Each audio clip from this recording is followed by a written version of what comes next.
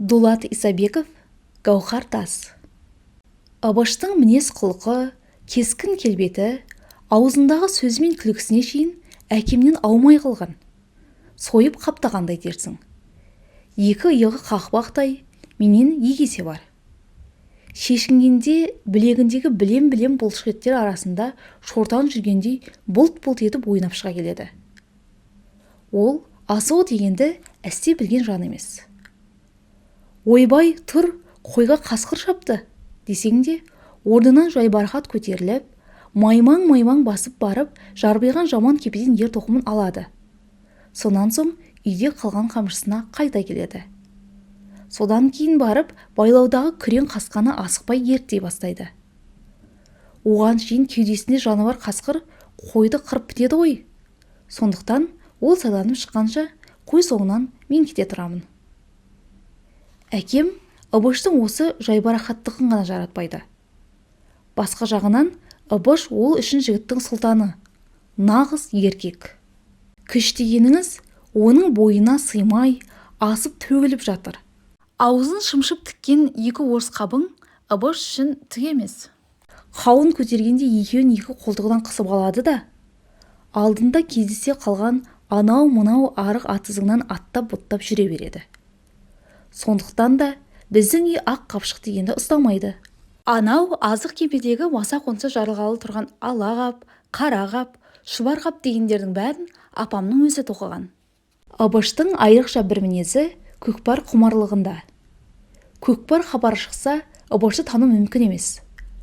Жалпақ танауы балықтың желбезегіндей желп-желп етіп, үлкен қой көздері қызыл көрген аш бүркіттің жанарындай от шашып шыға келеді. Қой бағу, қозы төлдету дегенің жайына қалады.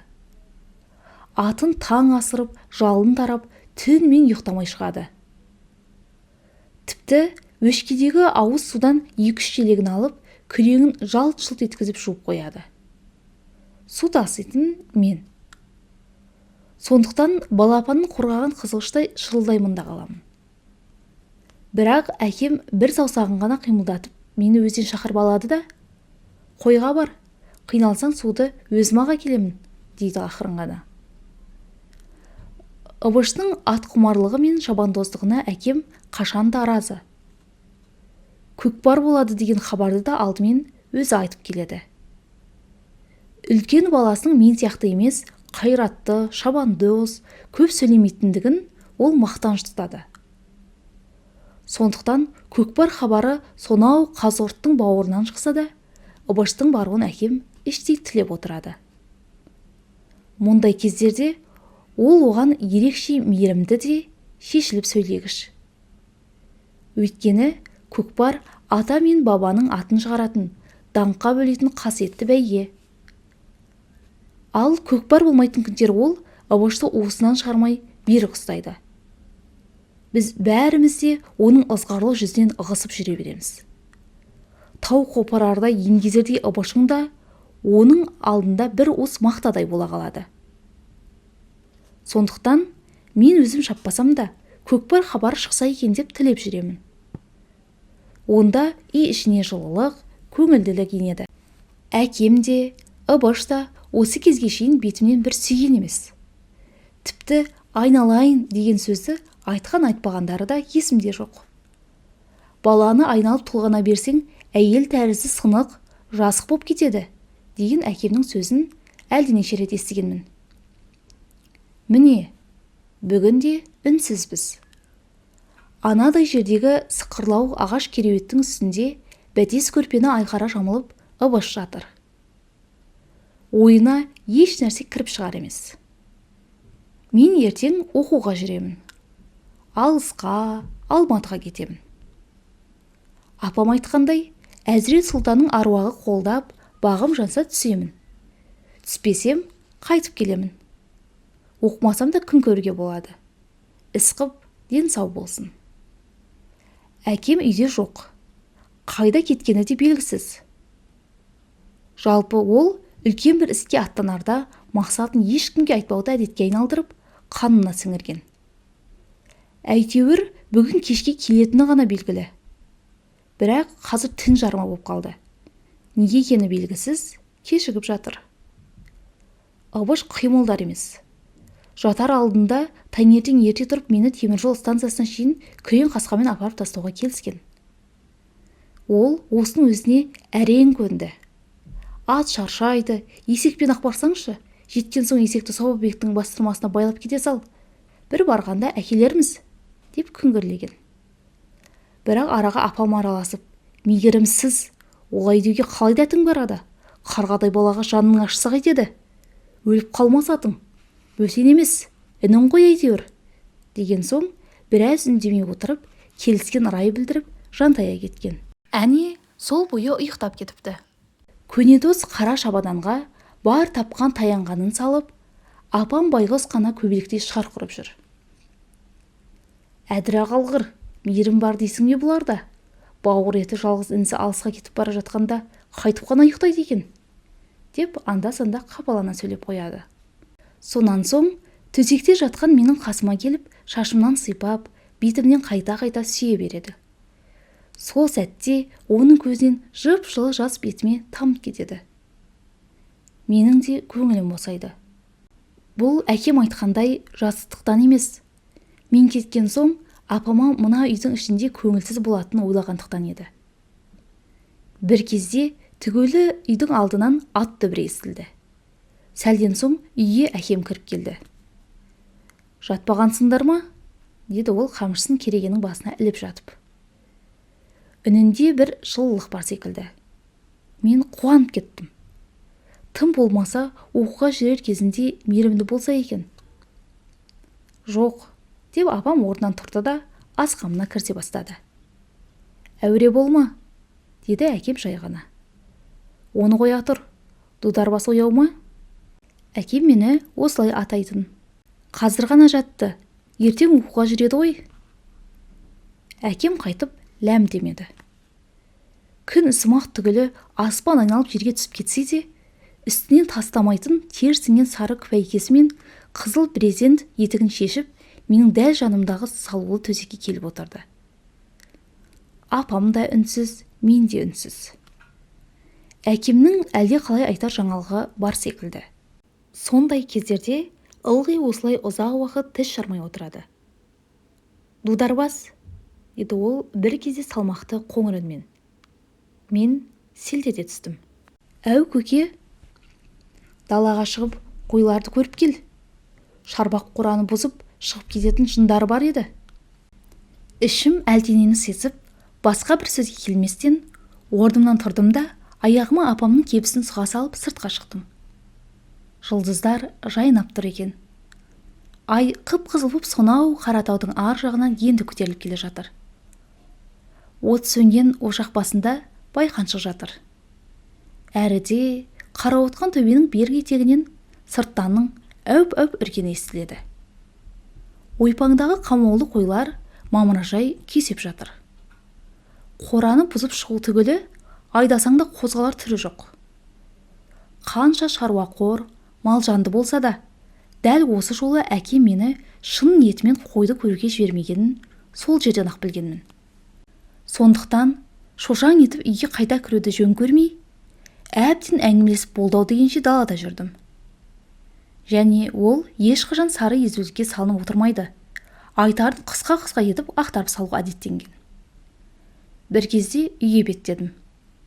Келе жатқанымды білдіріп, тамағымды бір кенеп алдым да, киіз үйдің алаша есігін айқара ашып ішке кірдім. Не сөйлесті екен? Мен естімеуге тиісті қандай сөз болды ол? Табалдырықтан аттай бергенде, әкемнің қарсы алдында малдас құрып отырған Ыбыштың еңгезердей денесін көрдім. Оның ұйқысы әлі жөнді ашылмаса керек. Ішке кірген маған бұрылып қарағанда, қабағы ісініп, көз еттері білемденіп тұр екен. Ұстарамен кеше ғана тықырлап қырдырған басы, күңгірт шам сәулесінің өзімен-ақ қозғалған сайын жылт-жылт ете қалады. Шамасы, айтылар сөз айтылып бітсе керек. Ол мен ішке енген кезде, қайтеміз, мейленді деп, күн кетіп орнынан тұрды да, төсегіне барып жатып қалды. Маған бәрі жұмбақ. Ол не? Деп сұрауға батылым жетпеді. Сол жұмбақ әкем мен Ыбыш ұйықтаған соң ғана шешілді. Түн жарыма ауғанда апам қасыма келіп, болған жайдың бәрін сыбырлап айтып берді. Сонымен Ыбыш үйленетін болыпты. Бұл мен ешқашан күтпеген, тіпті үш ұйықтасам ойыма кіріп шықпаған жаңалық еді. Әрине, Ыбыштың ерте ме, кеш пе, әйтеуір бір кезде әйел алып, отау тиетінін білетінмін.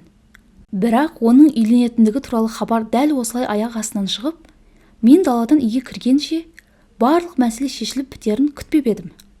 Және оның қайтеміз, мейленді деуі құлағымнан таң атқанша ызыңдап кетпей қойды. Сұмдық-ай, неткен мінез, адамда толқу, тебірену деген болмай ма? Деймін ішімнен аспандағы ақырын ғана жылжып бара жатқан жұлдыздарға ашық түндіктен қарап жатып. Ол үйленеді ғой. Ғұмырлық жарыс еді.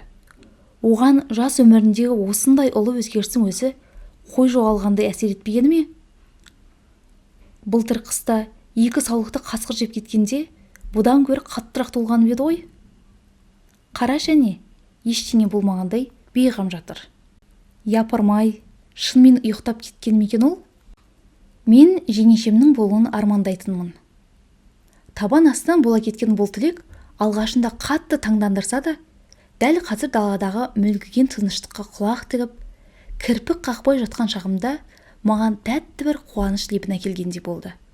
Кеудемдегі жүрегім самал тербеген қайың жапырағындай лүп-лүп етіп, болашақ жеңешемнің ақылды, ажарлы, бар мінезі әке мен Ыбыштың мінезіне қарама-қарсы ашық жарқын болуын аңсадым. Бәлкім сонда темір тәртіп мекендеген, салқын қандылық салтанат құрған мынау үйге бір өзгеріс еніп, көңілсіз өмірге күлкі араласар. Ол да мен сияқты қиялшыл болса, бірге отырып арман қуар едік. Ыбыштың тұйық мінезіне түрткі салып, сезімін сергітуге екеулеп бір әрекет жасап көрер едік. Мен осыны ойлап қуандым. Сол қуаныш босағаны аттап кірумен бірге менің ертеңгі алыс сапарымның тасталғаны шығарды. Ыбыштың үйленуіне байланысты әкем дударбас оқуды биылша қоя тұрсын. Келім-кетім кісі бар, күтіп алар қонақ бар. Ол кеткен соң мына малды кім бағады? Келін түскен соң келесі жазда барар оқуына.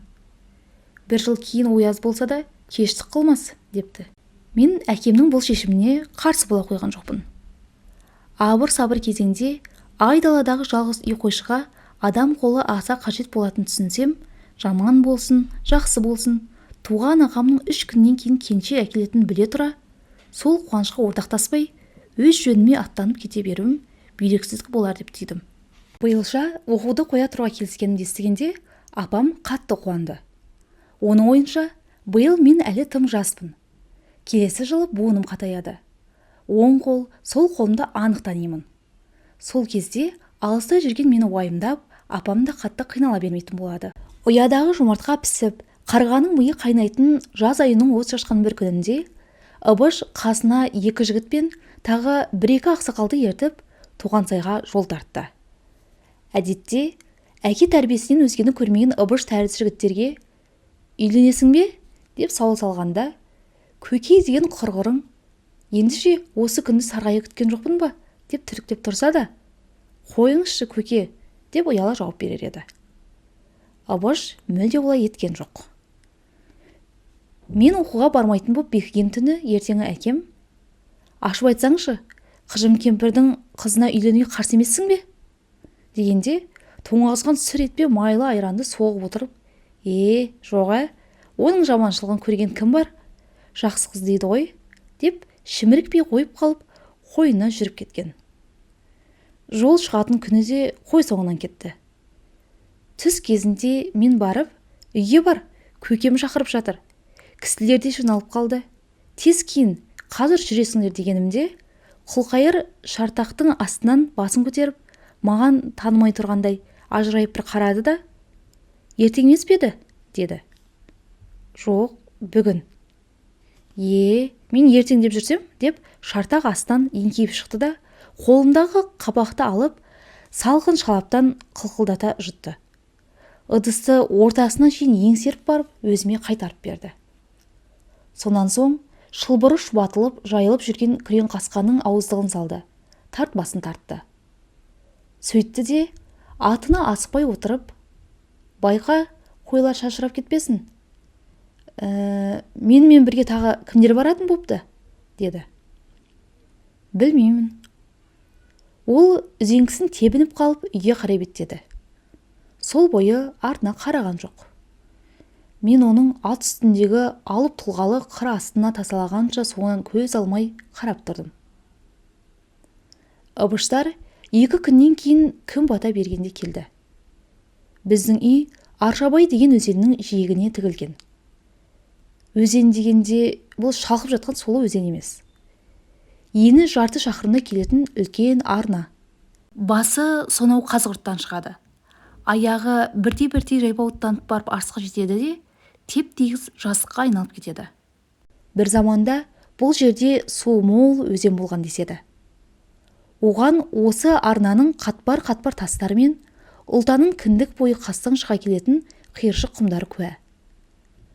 Қазір арнаның бойы малға таптырмайтын жайылым.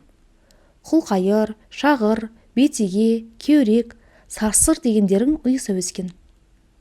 Арасына кірген мал шүйгін шөпке кенедей жабысып, бас көтермей қалады. Арнаның қақ ортасындағы жол арқылы арлы-бері өткен машиналар мен мал тұяғынан көтерілген шаң құлқайырлардың үстінен үлдіректей қалықтап, кешкілік бұл маңайды әсем бір көрініске бөлейді. Ыбыштар дәл осындай сәтте өзеннің сонау түкпірінен көрінді. Тойға жиналған 50 шақты адам үйден үдере шығып, өздерінше гу-гу сөйлесіп, қыр басынан бақылап тұр. 4-5 жігіт пен 5-6 қыз келіншек бұдан әрі шыдап тұра алмай, көңілді күлкіге көміліп келе жатқандарға қарсы жүрді. Мен де, апам да солармен бірге кеттік. Апам қуаныштан күліп жүр, жылап жүр, көзінен аққан жасты байқайтын емес. Қара баласынан да, келіннен де айнала береді. Олар мінген машина бізге әбден жақындады. Бұл орталықтан бізге жиі келіп кино көрсетіп кететін шофер Амангелдінің автоклубы болатын. Әкем ол бір келгенде жалынып жалпайып жүріп әзер көндірген. Машинадан түскенде Ыбышты танымай қалдым. 2 күннің ішінде өзі күрт өзгеріп кеткен секілді ме, қалай? Күнге киіп май сіңген топырақтай болған қоңырқай жүзіне қан теуіп, қоңғақ мұрны делдие қапты. Басындағы сабан шляпасы мен үстіндегі көк бешпеті сом денесіне жабысып, өзін мүсіндендіре түскен. Ол ешқайсымызға сәлем берген жоқ. Ешқайсымызға бұрылып та қарамады. Тек апама жеткенде ғана аздап кідіріп, бетінен сүйгізді де, одан алыста, дөң басында 5-6 шалмен мәслихаттасып тұрған әкеме қарай кетті. Ыбыш!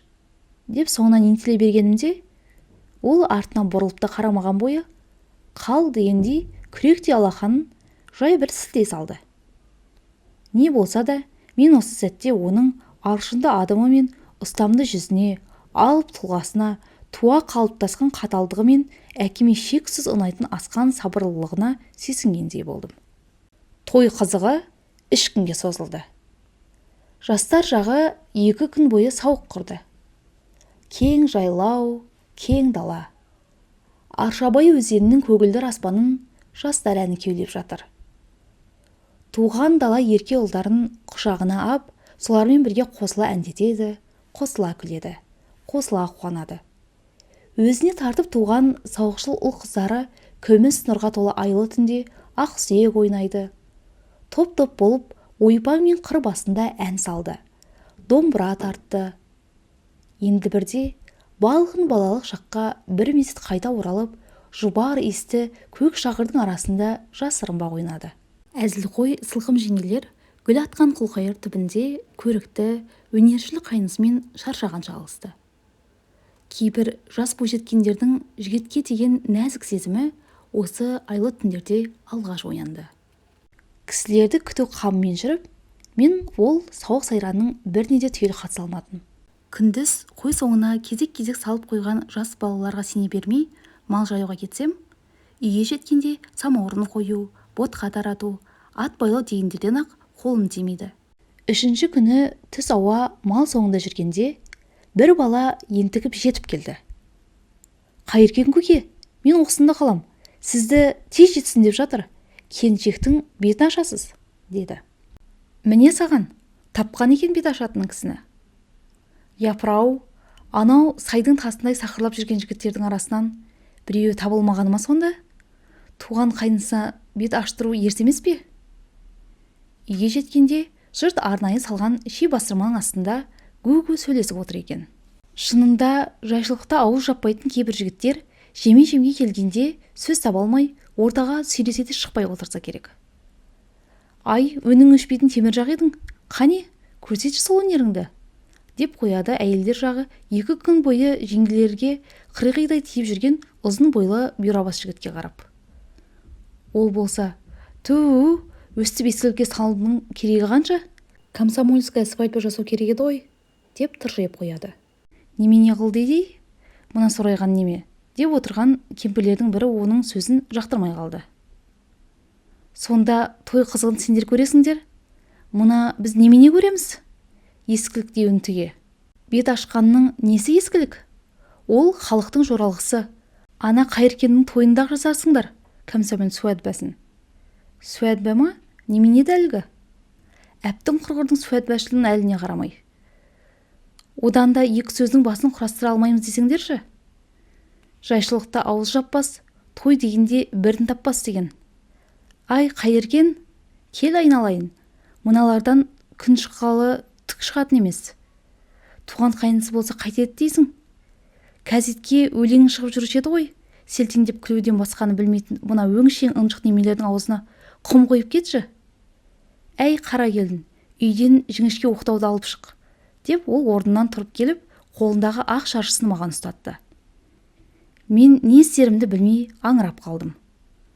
Соншалықты сеніммен бастырмалатып келіп, қолыма ақ шаршысын ұстатқан соң бас тартуға мұршам болмай қалды. Ана жастар жағы болса: «Ұялма, қысылма, давай деп отқа май құйып жатыр». Бет ашуға да үлкен қабілет керек. Тіліп түсетін өткір сөзді аяқ астынан тауып, осы отырғандардың бір кемшілігін ұтты сынға алу керек. Ол арға тиетін жалаң сын емес, жұрт күлетін, әзілмен астасып жатқан сын болу керек. Осы сын садағына кісілердің үлкен кішісі, ақ сақалы мен қара сақалы жаппай ілге береді, және бет ашушыға ешкім ренжімеу керек. Не болса да ішінде кетсін. Әрине, кейбір шыныдай шырт ете қалатындар шыдай алмай әлденені айтып салады. Бірақ жұрт оны одан бетер күлкіге айналдырып, көпке шейін сөз етіп жүретін болады. Менің өлең жазатын жыным бар екені рас еді. Бірақ жұрт алдында ешқашан шығып көрген емен. Оның үстіне қапелімде қойылған талап дегбірімді кетіріп, есімді алды. Қолыма оқтауды қалай ұстап, оған ақ шаршыны қалай байлағанымды да білмеймін. Бір сәтте есімді жиғандай айналама қарағанда, мені тескілеп, түйрелеп бара жатқан сансыз көз бен сөз күтіп телміре қалған жүздерді көрдім. Енді кейін шегінуге болмайды. Не де болса тәуекел. Мен сол кезде ғана 3-4 қыздың ортасында бетіне сәусілдеген ақ жібек орамал жауып, үнсіз тұрған жеңешемді көрдім. Оның бойы сұңғақ, менен 2 елде ғана аласа екен. Үлбіреген жұқа ақ орамалдың ар жағынан кеудесіне басқан қолының саусақтары ағарып көрінеді. Ол тіпті дем алмайтын сияқты. Кеудесі мен 2 иығының қозғалғаны байқалар емес. Кеше кісілердің атын отқа қойып келе жатқанымда, бірнеше қыз келіншектермен бірге жеңешемнің анау дөң астында әңгімелесіп отырғанын көргенмін. Күн енді ғана көтеріліп, көк пеңбек Аршабай өзенінің аңғары алтын нұрға шомылып жатқан шағы еді.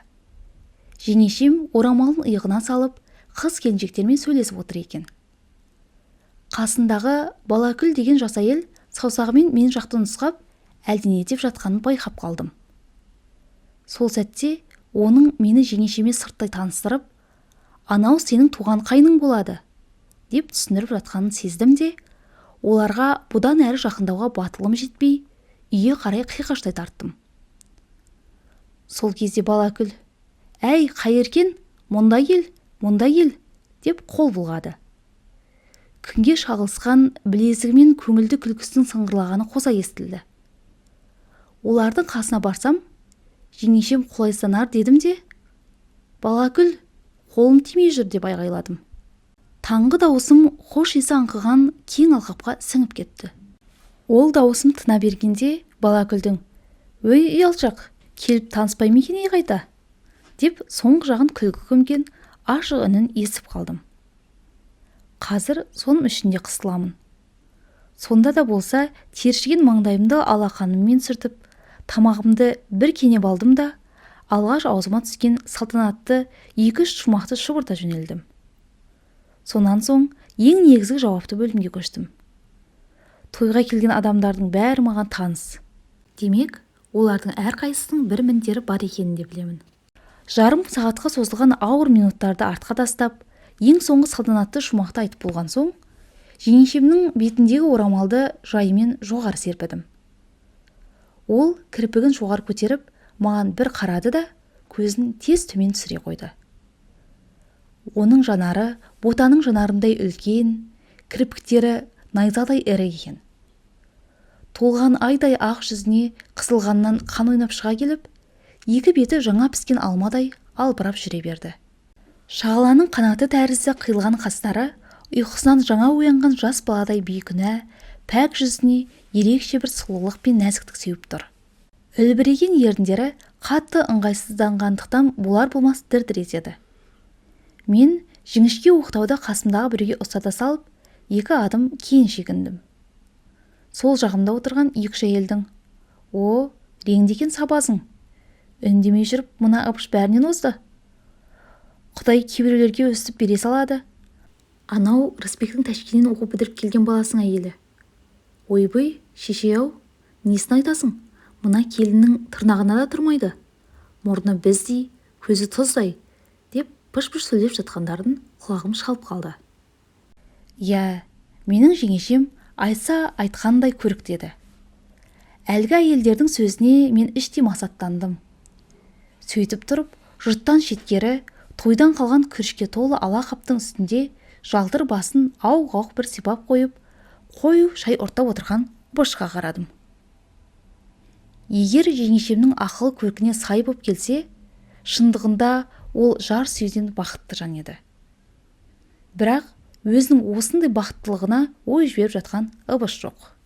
Жейдесінің түймесін түйіл ағытып тастап, бәз баяғы қалпынша әлдене жайлы әкеммен сөйлесіп қойып, жайбарақат отыр. Осы сәтте мен ыбышты емес, әкемді кінәладым. Оның уысынан шығармай осылай тәрбиелеген сол емес пе? Ол ыбыштың осы мінезіне сүйсінеді, мақтан етеді. Оқу деп жүріп, өзінің тәк-тәгімен қағажу қалып, еркіндеу ер жеткен менің барлық мінезімді әкем сондықтан да жаратпайды. Оның ойынша, менің үйге тегізер ірістей де пайдам жоқ. Есіл дертім дала. Шошаңдап жүріп, не мылтыққа түсіп, не машина қағып өліп қалмасам, жасым 20-ға жетер-жетпестей еркек шашты біреуге үйленемін де, әке-шеше дегенді ұмытып, соның айтқанына көніп, айдауына жүріп, әлгінің қалаған жағына лағып кетемін. Мұндай қылықтың ұшын байқата қоймасам да, әкемнің бұл қорытындыға қалай келіп жүргендігі маған әлі жұмбақ. Әсте өзімен кей сәттерде бетке келіп, тіпті ыбышқа да «Әй, тілің бар ма? Жазығым жоқ» деп айтсаңшы, дейтінім үшін жек көретін болар. Ертең той тарқаған соң көкпар беріледі. Жұмыстан қолы босап жиналатын аттылар болса, Аршабай нағыз көкпардың мекені. Қауіптенетін жыра апан жоқ, ұзыннан ұзақ созылып жатқан мыйдай тегіс ойпаң. Алысқа шабар жүйрік аттың тізгінін бос тастап, армансыз ағызатын ақ жер. Қазір Ыбыш пен әкем сөз жоқ, көкпар жайын сөз етіп отыр. Әні Ыбыштың сапыра құлағы қалқиып, көзі ежірейіп кетіпті. Шай ішуді мүлде ұмытқан. Япырау, сонда ол өзгенің емес, өз тойында көкпар шаппақшы ма? Келіншектің беті ашылған соң, барлық адамға желік берген думан қызыға бірден сылқ түсіп, арада бірер сағат өткеннен кейін жиналғандар той иесімен қош айтыса бастады. Кешке қарай ертеңгі көкпарға қалған жұмысы жоқ шалдар жағы болмаса, қыз келіншек, бала шаға, жігіт желең, кемпір кежектердің бәрі бірі атқа, бірі есекке мінгесіп, Енді бір тобы Амангелдінің автоклубына сыйғанынша отырып, ырду-дырду у-шумен үйді-үйіне тарасты. Той да өтті. Ыбыштың есін алған көкпар да өтті. Аршабай алқабындағы біздің үй тағы да жалғыз қалып, ың-шыңсыз бір қалыпты өміріне қайта кірісті. 2-3 күнге созылған той думанына әбден үйреніп қалған екенмін. Көпке шейін жаным құлазып, айдалада жалғыз өзім қалғандай, кеудемнен белгісіз бір көңілсіздік кетпей қойды. Сондықтан құдық басы мен үй ішінің қора-қопысының тағы жанымды жабырқата түсетін сүреңсіз тіршілікті өзгелерге тастап, далаға, қой соңына кетіп жүрдім. Қара тұмсықтың арғы бауырына түсіп, малды отқа жабамын да, бір ауық Аршабайдың көз жетпес көк аспанынан көз алмай шалқалап бір жатамын. Осы шақ қандай тамаша, шіркін. Төңіректе қойлардың бытыр-бытыр жайылып жүргенінен өзге бір дыбыс естілмейді. Түу, көз ұшында қақ маңдайының үстінде ноқаттай боп бозторғай қалықтай ән салып жүреді. Жер есі, жусан есі, қурай мен құлқайыр есі кеудеңді кернеп, жан сарайыңа жаңа сезім, жаңа қуаныш толтырады. 62 тамырыңды түгел матап, еліктіріп, еліктіріп әкетеді. Бойыңдағы енжарлық пен көңілсіздік кенет ғайып болып, күллі денең ду-ду ете түседі де, жүрегіңді белгісіз бір қуаныш билей жөнеледі. Сол кезде мен әндетемін. Әлгі көкірегімдегі шаттық сыртқа шығар саңлау іздеп, ішкі дүниеңді мың саусағымен түрткілеп жатады. Әнге мейірімім қанбайды. Сонан соң өлең жазамын. Осы кезге шейін қанша дәптер толтырдым мен, бірақ бірі маған ұнаған емес. Төбемдегі көгілдір аспан, шырылдаған бозторғай, кешкілік жұмақ боп кететін Аршабай алқабы, тамылжыған айлы түні, бәрі де кей сәтте маған ренжіп тұрғандай болып көрінеді. Өйткені менің өлеңімдегі сұлулық, сол сұлулықтардың бір-ақ ұшқыны тәрізді. Кейде өзімен өзім арпалысып отырып, қойлардың қалың бүрген арасына шашырап кеткенін, я болмаса алтын күннің қызар ұясына еніп бара жатқанын байқамай қаламын. Кешкілік қойды айдасып кетуге не әкем, не Абыш келеді. Әкем келсе, менің адам болуымның қиын екенін тағы бір есіме салып, ұрысып жүріп қойларды жинайды. Абыш келсе, менімен ісі де болмай, үндемеген бойы малды топтап қораға айдайды. Оның үйленгеніне де 20 шақты күн болып қалды. Әйтсе де бәз баяғы қалпы. Тәнмен жанына инедей де өзгеріс енбеген. Осы кезге шейін мен оның салтанатпен сөйлескенін бір көрген жоқпын. Той өткен соң оларға 4 қанатты бөлек үй тігіп жеке шығарғанбыз. Бізден қысылып сол жақта сөйлеспесе, көзімізше тілдескен емес. Жаңа ортаға келген жас адам мынадай суық үйден жабырқап, жалғызсырап жүрау деп салтанатқа қатты жаным ашиды. Кейде оның сыңғыр ете түскен күлкісін естіп қалсам, арқамнан ауыр жүк түскендей қуанып сала беремін. Салтанаттың мінез құлқы мені армандағандай боп шықты. Ол той өткен соң-ақ үй ішінің тірлігіне араласып кетті. Апам алғашқы кезде, ойбай қарағым, өзім-ақ істеймін, бұл тірлік біткен бе, кейін де жетер, әлден не қыласың, деп шыр-шыр етіп оны ауыр жұмысқа жолатпайды. Бірақ ол, кейін тірлік болса бола жатар апа, жұмыссыз қайтып отырамын, маған беріңіз, деп апамның иығынан әкпішін алып сонау құдықтағы суға кетеді де, не нәкәлай заманынан қалған нән сары самауырынды майса көтеріп далаға алып шығады. Міне, қазір де ол 4 құлақты қара қазанды жер ошаққа асып, ішіне етнеулете су құйып жатыр. Күн батып, қызылы сөнген шақ. Бүгін желкем жоқ болған соң, қойларды есік алдына иіріп тастағанбыз. Салтанат бір құшақ кепкен қурай әкеп отқа салды да, сіріңке шағып от жақты. Сұйық көкшіл түтін қазан үстінен созамықтанып барды да, тілде жалын бұрқ ете қалды. Сәлден соң түтін жойылды да, ол үлкен жалынға айналып, қурайлар шатырлай жөнелді. Қызыл жалқын от жарығымен салтанаттың сұлу тұлғасы, қыр мұрыны мен дөңгелек жүзі ап-анық көрінеді. «Қайыркен», деді ол бір кезде жалын тазасынан шығып. «Әу, сен ошақ қазаласың ба?»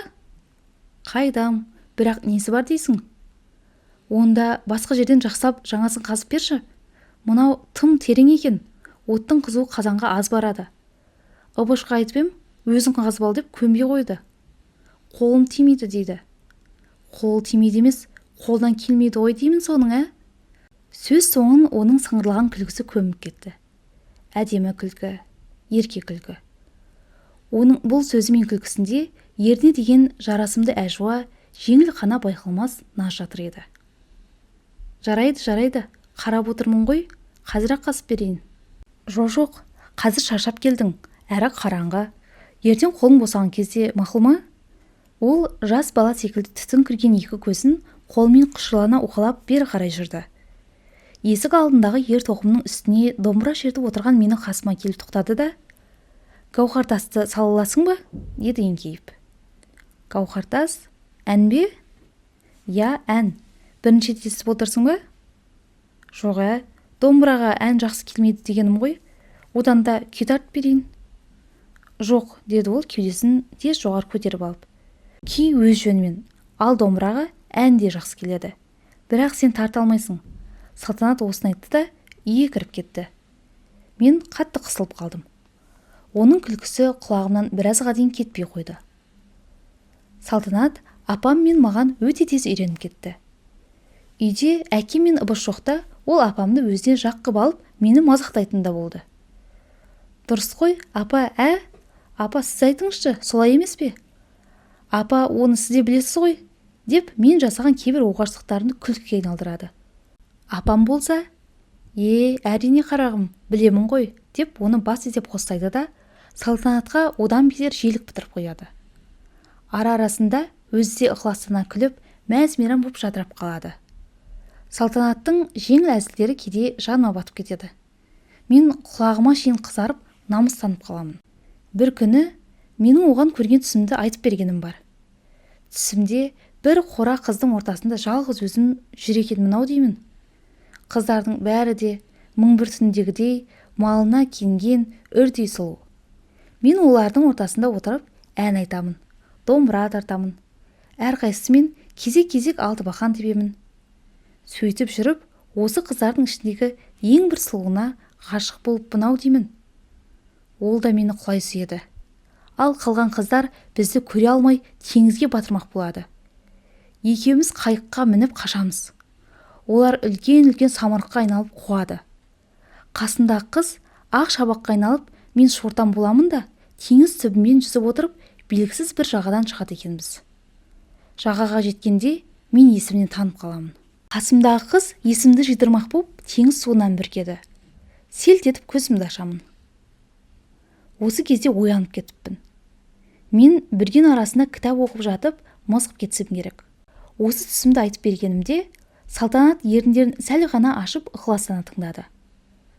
Соңғы жағында қыздан бұрын талып қалғанымды келе кетіп рахаттана күлді. Сонан соң менің сұлу әйел алатынымды, өмір жасымның ұзақ болатынын айтып, әлгі түсімді өзінше жарып жатты. Ал ертесіне мен әлгі түсіме сәйкес 2 шумақ өлең жазған болатынмын.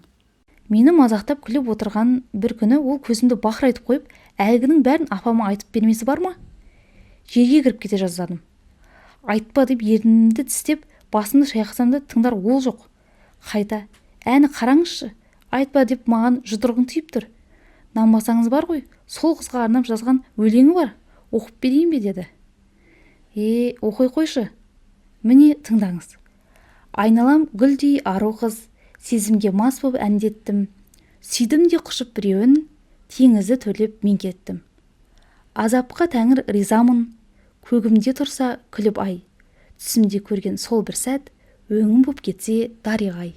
Қараңызшы, өзі әжептеуір ақын, апа, Апам не десін, үндеген жоқ. Тұсау есіп отырған бойы ақырын езу тартты да қойды. Бұл күлкіден одан бетер қысылдым. Өлеңді Салтанатқа бір-ақ рет оқып беріп едім, оны қалай тез жаттап ала қойғанына қайран қалдым. Апамның алдында мені қатты қолайсыздандырғанын енді ғана байқаған кісінше, ол ештеңе етпейді дегенді аңғартып, сәл басын изеп көзін жұмды да далаға шығып кетті.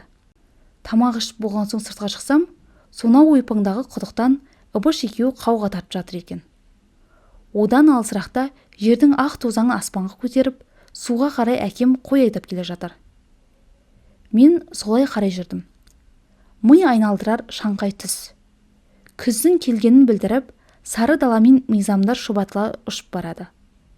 Олардың бірі құлқайырларға, бірі бүргендерге ілініп, енді біреулері тура бетіне келіп желмей жапсады. Ыстық топыраққа бауыры киген кішкене кесірткелер мен білесіктер су-су етіп жолды кесіп өтіп жатыр. Анадай жердегі жусан түбінде ысықтаған бозторғай аузын ашып, жан-жағына жалт-жалт қарап қояды. Келе жатқан жүргіншіден қауіптеніп, кішкене қанатын қомдап ұшуға әзір отыр. Мен құдық басына жеткенімде, «Ыбыш, неге келдің?» деді бетінің терін жеңімен бір тартып. «Негесі қалай? Жәрдем бермеймін бе? Өзің тез жетектеп, қауғаны Салтанатқа тартқызып қойғаның қалай?» Ыбыш Салтанат жаққа жай бір қарады да, қолын сілтей салды. «Қауға тартқанын өледі дейсің бе? Тартсын. Бұрынғының әйелдері қауға тартқанын былай тұрсын, 40 құлаш құдықта қазған». Мына сөз жүрегіме тигендей қадалды. Және бұл сөзім Салтанаттың көңіліне келеді-ау, ренжиді-ау деп ойлап тұрған ол жоқ. Келіншегіне назар да аудармастан түйесін жетектей берді. Түйе ана басқа жеткенде қауға да құдық аузына кеп кептелді. «Тарт, ай!» деді ана жақтан Ыбыш. Салтанат қауғаның жібінен ұстап, нәзік қолмен дірілдей көтерді де, суын астауға ақтарып жіберіп, бос ыдысты құдыққа қайта тастады. Ол кеудесін көтеріп, маңдайының терін сүрткенде, сүйкімді жүзінен Ыбышқа деген ешқандай ренішінің ізін байқай алмадым. Ыстық күннен екі беті алауланып, құлпыра түсіпті.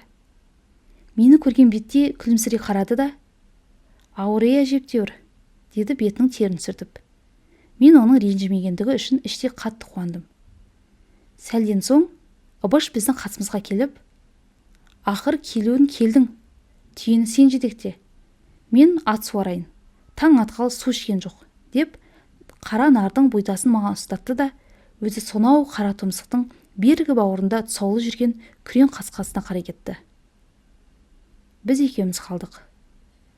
Ыбыш ұзаған соң Салтанат, «Әй, осы мені аямайдай», деді күліп. «Онысы несі екен? Мені өзі сияқты палуан деп ойлайды ғой деймін бір». Құдыққа келген сайын қауғаны ылғи маған тартқызып, өзі түйе жетектейді. Сөйтіп жүріп, жөндеп тартпайсың деп ұрсатыны бар тағы да. Астапыралла. Салтанаттың бұл үнінде реніш те, зіл де жоқ. Керісінше, нәзік әйелдің қатал еріне деген таңырқауы, сонымен бірге нәзік құрмет пен нәзік сезім жатыр еді. «Сен шаршадың ғой, қауғаны маған бер де, түйені жетекте», дедім Салтанаттың қолынан шудан ұстатып. Ол алғашқы кезде «Шаршаған жоқпын, өзім-ақ тартамын» деп қарсыласты. Сонан соң «Сен де мен сияқты нәзіксің, құдыққа түсіп кетесің» деп мазақтауға көшті. Бұл сөз шымбайыма батып томсырайып қалдым. Ол басын төмен салбыратып құдық түбіне қарап отыр. Менің ренжігенімді байқаған жоқ. Бір кезде «Қайыркен, ана қарашы, құдық түбінен менің суретім көрініп тұр», деді. Әлгі сөзіне ренжігенімді білдірмек боп үнсіз тұра бердім. Сол сәтте ол басын көтеріп күлімсіреген қарақаттай жанарын маған қадады да, «Келенді» дегендей басын еседі. Мен жай-жай басып оның жанына жақындадым. Оның көңілі сәттерін бұзғым келмеді. «Қане? Әні қарашы, мен құдықтың түбіне көз тастадым. Шыңыраудың сонау түбінен бізге де өзіміз сияқты екі адам қарап тұрды. Олардың да ар жағында көгілдір тұнық аспан. Біз күлсек, олар да күледі. Қол шошайтсақ, олар да шошайтады». Салтанат кенет тағы да сөз бастады. «Алдың күні мен дәл осы суретті Ыбышқа да көрсеттім». Ол не деді?» Мен елең ете түстім. Ол мөлдір суға маржан сепкендей сылдырап тағы бір күліп алды да, «Ол не деуші еді?» Ұрсып берді. «Денің сау емес сенің», деді. Мен еріксіз күліп жібердім. Оған деген әлгі ренішім бір шөкім жазғы бұлттай лезде ыдырап кетті. Содан соң екеулеп жұмысқа кірістік. Ол түйе жетектеді, мен қауға тарттым. Сәлден соң қойлар да келіп, үлкен астауға лап қойды. Бірі су ішіп, енді бір қанатын сулап отырған бозторғайлар тоз-тоз болды. Күзгі қырқым маусымы да келіп жетті. Аз күнге созылса да, бұл қойшыларды едәуір аласапыранға салып, аяғынан тік тұрғызып кетеді. Қой қырқатын пункт бізден алыста 30 шақты шақырым жер. Оған барып келгенше 2-3 күн кетеді. Ол жақта кезек күтіп жатып қалмасаң, бір қора қойды қырқу деген сөз емес. Тұс-тұстан қайшыларын сырылдатып, жалаңдатып тұрған қырықтықшылар бір уқтарыңды түске дейін жалаңаштап қоя береді. Алыс жолға жүре алмайтын ауру сырғау, арық-тұрақ саулықтарды қорада қалдырып, әкем мен Ыбыш таң алакеуімнен малды айдап кетті. Жүретін күнге дейін қой қырқымға әкем екеуміз баратын болып отырғанбыз. Бірақ бір күн бұрын кешке колхоздан Амангелдінің автоклубы жау қуғанда жетіп келіп, құдық басына су тартатын мотор тастап кетті. Колхоз бастығының моторды құрып беріп қайт деп жіберген Әскербек деген тракторшы жігіті мотор құру айт шу деп қойайдау емес. Сондықтан гайканың астын ұстап тұруға жарайтын бір көмекші қалсын деп жер дүниені топан су алдырған соң, әкем темір-терсектің исі мұрнына баратын мені ауылда қалдырды. Олардың қойын 3-4 шақырымдай келетін Қостөбеге шейін айдасып салып, кері қайттым. Үйге таянып, еңістегі жолмен төмен түсе бергенімде, сонау Қаратаудың ар жағынан қылтиып күнде көтерілді. Ол өзімен бірге бар әлемнің сұлулығын ала шықты. Кең дала мен қырат біткенді алтын арай аралап жүре берді. Аспан тап-таза. Біздің үйдің арқалығына келіп, тырнақтай имек ай тұрып қапты. Ол мына далаға түні бойы күміс сәулесін аямай шашамын деп азайып, қалжырап қалған секілді. Менің қарсы алдымдағы Аршабай алқабы әлі қара көлеңке құшағында. Ойпаңдағы есігі ашық екі үйдің алдында Салтанат ас қамына кірісіп, бодақтата от жағып жүр.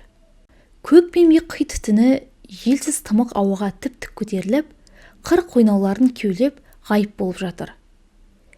Әріректе апамның тауықтарға жем шашып, ту-ту-ту деп шақырған таңғы дауысы құлаққа ап-анық естіледі.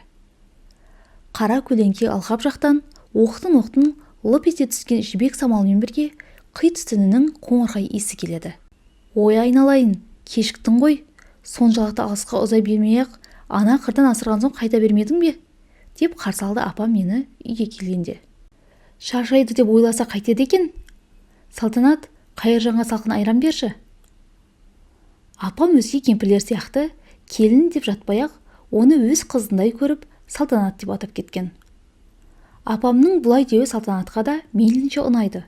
Ол менің нақ бір кішкене қарындасым секілді қазаннан құйып алып жатқан сүтін сол бойы қоя салып, қазір апа деп өздерінің кішкене отауларынан кіріп кетті де, сәлден соң сырлы зерен тостақты салқында майлы айранға шөпілдете толтырып әкеп маған ұсынды. Айранды сіміріп жатып, қарсы алдында тұрған оған еріксіз көзін түсіп кетті.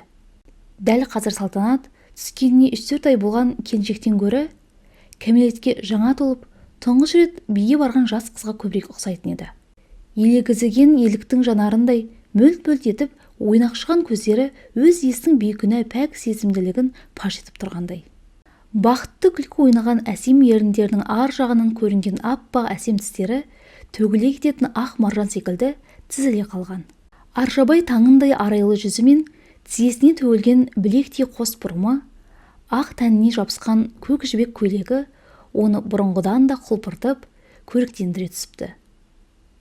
Тостақты босатып, өзіне қайтып бергенімде, менің ішіп болымды күтіп тұрған ол ыдысты қолына ала беріп, тағы, деді сұраулы пішінде басын сәл ғана изеп. Жоқ, жетеді. Ол тез-тез басып отау үйлеріне кіріп кетті. Мен қорада қалып қойған 5-6 арық-тұрық малды Қаратұмсықтың бауырына айдап апарып қайтып келдім де үйге кірдім. Ыбыштың бұрынғы сықырлауық кереуеті маған тиген.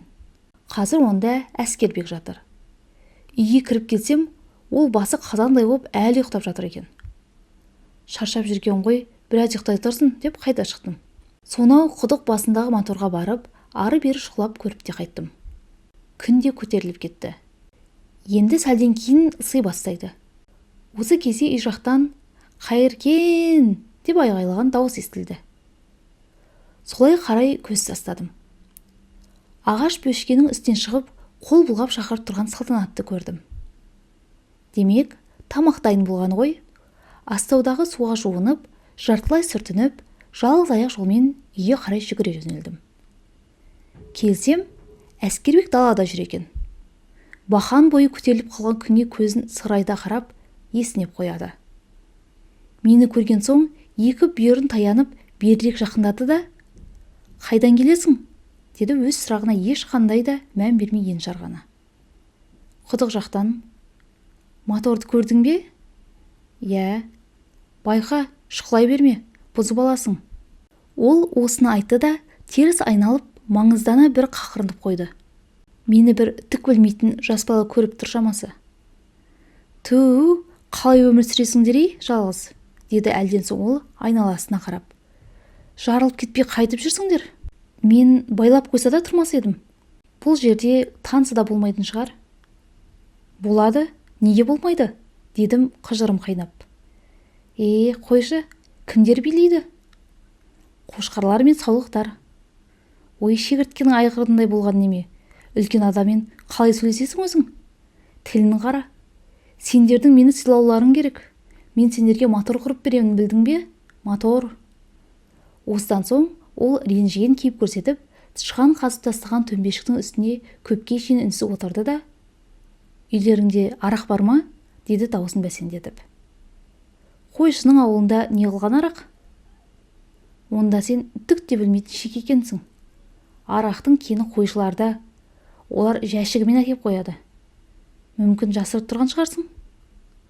«Жоқ, шын сөзім». «Ал шылым ше?» «Біздің үйде ешкім шылым шекпейді». «Ту, өздерің қандай адамсыңдар? Мәдениет дегеннен жұрда екінсіңдер ғой». Мұндай жағдайда жұмыс істеу қиын болар дегенде, ол ауыр күрсініп орнынан тұрды да үйге қарай беттеді. Оның мотор құрып көгертпейтінін біліп, мен де терең бір дем алдым. Тамақ ішіп болған соң екеуміз түске жақын дегенде үйден әзер шықтық. Ол құдық басына келген соң әрі-бері шұқыланып жүріп шаңқай тұста болды. Сонан соң: «Шөлдедім, ашым ала кел, айрандарыңнан жусан иісі шығады екен», деді.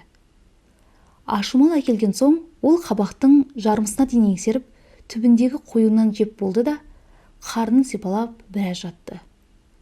Бір кезде: «Сенің жеңешең сұлу ғой, ыбышқа қалай тиіп жүр?» деді басын көтеріп. «Ондай әйелге ыбыш түгілі мына бармақтай біз сияқты жігіттердің де қол жетпей жүр. Ақша төлеп алдыңдар ғой, ә?» Оның бұл сөзі жаныма батып, намысымды қоздырды. Сонымен бірге жеңешеме деген қызғанышымды да оятты. «Әй, мотор құрмасаң құрып кет, бірақ абайлап сөйле», дедім оған тайсалмай қарап. «Сен ыбыштан артықпын деп отырсың ба? Ондай әйелге қолың жетпесе, боркемік жасықтығыңнан көр». «Мәссаған, сонда ыбыш қызды өткірлігімен, батылдығымен түсірді деп ойлайсың ба? Әкесі тромбет әперіп отыр. Ағаңның көкпар шабуынан басқа не өнер бар? Бүгінгі қыздар ондай өнерге қызықпақ түгілі пысқырып та қарамайды. Әкесі болмаса, әйелсіз қалар еді ол. Көрдің бе енді айдай сұлуға үйленгенін? Әй, түбі ол ыбышқа қатын болмайды», деді қайта шалқалап. Мен бұдан әрге төзе алмай орнынан атып тұрып, оның жағасынан ала түстім. «Тарт тіліңді, жатқан жерде мына мен жағыңды утамын тура», дедім ауыр балғаны жоғары көтеріп. «Сен осында соны айтқалы келіп пең?» Ол балғаға бір менің ыза кернеп түтіккен жүзіме бір қарап қойды да: «Тарт әрі балғаңды», деді. «Бол, тез, сәл кешіксең, ол өз маңдайыңа тиеді». Батылым жетіп бәрібір ұра алмайтынымды білген соң, оның жағасынан қолымды босатып кейін шегіндім. Сол сәтте ол білегімнен шап беріп ұстап балғаны жұлып алды да түтіп жеп жіберетіндей маған ызғарлана ұмтылды. Мен кейін шегіне бердім. Оның еш нәрседен тайынатын түрі жоқ. Қылқындырып өлтіруге дайын сияқты. Әлгінде мен оны ұруға аяп ем, ол аямауға бекініпті. «Ал, мені ұрарсың, басыңды жырарсың», дедім шегіне құдық шығырына тіреліп. «Бірақ есіңде болсын, әлгінің бәрін ыбышқа айтып, жерге кірсең де таптырып аламын да, додаға түскен сергедей тоз-тозыңызды шығартамын. Айтпады деме». Ыбышқа айтамын деген соң, оның ызғары таппа тыйылды. Көтерілген қол төмен түсіп, жуасып сала берді. Сонда да болса, ол сөздің жай оғындай тиген әсерін маған байқатқысы келмей, теріс айналып кетті. «Кешірдім. Әрі інім сияқты жас болған соң кешірдім», деді ол күңк етіп. Сөйтті де балғаны құдық жаққа лақтырып жіберіп, Аршабайдың қақ ортасына өтіп бара жатқан машинаға қарай жүгірді. ал қолдарынан келсе құрып ала қойыңдар, деп Әскербек батырымыз сонымен тайып тұрды. Мен үн-түнсіз қала бердім. Іштей оның кеткеніне қуанып тұрмын. Мейлі бір мәнісін тауып құрармыз моторды, далада қалмас. Мен күн батқанша жуан-жуан бөрене кесінділерін мықтап қадап, енді шлангаларды тарқата бергенімде, әлдекімнің жұп-жұмсақ мақтадай алақаны екі көзімнен кеп баса қалды. Алғашында селт ете түссем де, артынша жүрегім қуаныштан лүпілдеп сала берді. Салтанат, әрине табасың, менен басқа кім келеді? Деп ол қолын босатып алды да, қарсы алдыма кеп тұра қалды. Әлгі жігіт қайда? Кетіп қалған. Неге? Мен сәл үнсіз тұрдым да, орталықта қызым күтіп қалды дейді. Соған асығып кетті деп жалтара салдым. Солай де. Ертең келе ме? Жоқ. Мейлі, келмей-ақ қойсын. Өзі бір кергіп тұрған біреу ғой. Екеуміз-ақ құрамыз, Ауыр болса, адамдар келген соң бітіреміз, солай ма? Мен басымды изедім. Сонан соң астаудағы суға жуынып алып, Салтанат екеуміз үйге қайттық. Батып бара жатқан күн сәулесі екеуміздің көлеңкемізді сирейтіп көрсетеді. Салтанат көлеңкесін менің көлеңкемен теңестірмек боп, аяғының ұшымен жүреді. Енді бірде тәлтіректеп жолдан шығып кетеді де, сен итеріп жібердің деп маған жала жабады. Ал кінәлі емес екенімді дәлелдеп берген соң, құлап бара жатқанымды көріп тұрып, неге ұстамайсың? Деп мені тағы тұйыққа тірейді. Өсіп келе жатып, Қайыркен, таңертең қойларды өріске мен айдайыншы, деді. Жарайды, дедім оның ұсынысына бір жама таңдана тұрсам да. Не, жайлауды көрмей жүрмедің? Көрдім ғой, бірақ таңертең қой айдап шыққан тамаша. Қалауың білсін. Біз үйге де жеттік. Апам моторшы жігіт шаршап келеді деп, киіз үйдің көлеңкесінде еттің қамырын асығыс жайып жатыр екен. Сыпыраны төңіректеп жүрген тауық балапандарын кіш-кіштеп қолмен сермеп, дембіл-дембіл үркітіп қояды. Моторшы жігіттің жоқ екенін көріп ол кісі, «Ойбай-ау, әлгі бала қайда?» деді таңдана. «Кетіп қалыпты», деп Салтанат менен бұрын күле жауап берді. «Орталықта қызы күтіп отыр екен дейді. Соған асығып кетіпті». «Ой, тобай», деді апам ердің сылп еткізіп. «Бұ заманның қыздары күтеді әні. Қарны ашып келеді деп шала білдім жатысымыз мынау. Ал ана су тартқышын қашан орнатады екен? Оны Қайыркеннің өзі құратын болып отыр, апа. Ағаштарын қадап дайындап қойыпты». Не қыл дейді Құдай-ау? Ол сенің қолынан келе ме? Келмегенде, онда тұрған не бар? Деп қойдым даусымды нықтай түсіп. Ыбыштар келгенше Салтанат екеуміз-ақ дайын қыламыз. Бұдан соңғы апамның мені айналып толғануын ауызбен айтып жеткізу мүмкін емес. Мотор құра алатын қара баласынан да айналды, оған жәрдемші ақсары келінінен де айналды. Бәріміз көңілді жүрдік. Бізбен қосылып кейде апамның да бала болып кеткісі келеді. Үйде әке мен Ыбыш болмаса, осылай бір жаймашуақ болып қалатын жайымыз бар.